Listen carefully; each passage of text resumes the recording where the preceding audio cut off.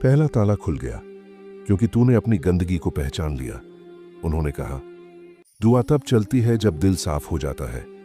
और उसी पल सईद को ऐसा लगा जैसे उसके सीने से कोई भारी बोझ उतर गया हो। उसकी आंखों से आंसू नहीं, रहमत टपक रही थी। रात के जिस हिस्से को सूफिया सक्स व तजल्ली की घड़ी कहते हैं, वो घड़ी उतर चुकी थी। हवा थम चुकी थी।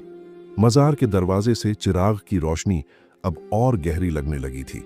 सईद और शेख दोनों अभी तक वहीं बैठे थे, लेकिन इस बार सईद का दिल अजीब सा हल्का हो गया था, जैसे उसके अंदर बरसों की धूल उड़ चुकी हो।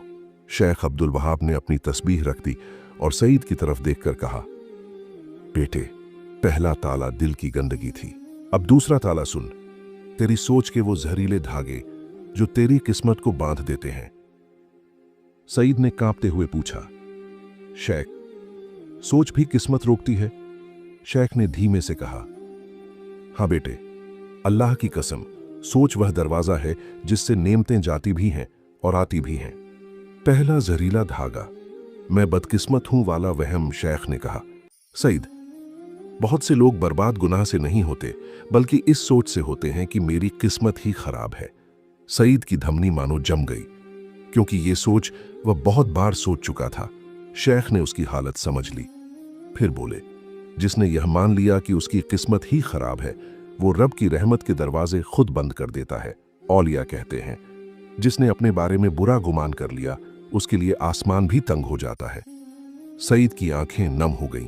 दूसरा जहरीला धागा, मेरे बस में कुछ नहीं वाली सोच।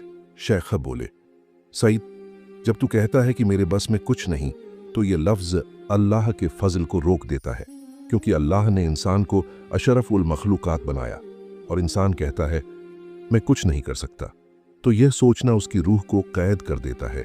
उन्होंने आगे कहा, बेटे, किस्मत बदलने का पहला कदम है अपने आप को बेकार न समझना। तीसरा जहरीला धागा, लोगों का डर। शेख ने सईद के कंधे पर हाथ रखा। लोग क्या कहेंगे, यह सोच इंसान के रिज्क का गला घोंट देती है। सईद ने घबराकर पूछा, शेख, क्या सच में इतनी ताकत होती है लोगों की सोच में? शेख ने आह भरी।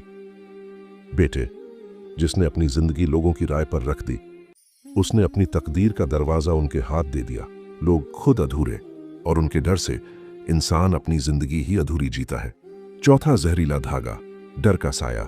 शेख बोले, डर इंसान की किस्मत का सबसे बड़ा दुश्मन है। डर इंसान के अंदर शक पैदा करता है। शक दुआ को रोक देता है, और जो दुआ रुक जाए, उसका दरवाजा भी रुक जाता है।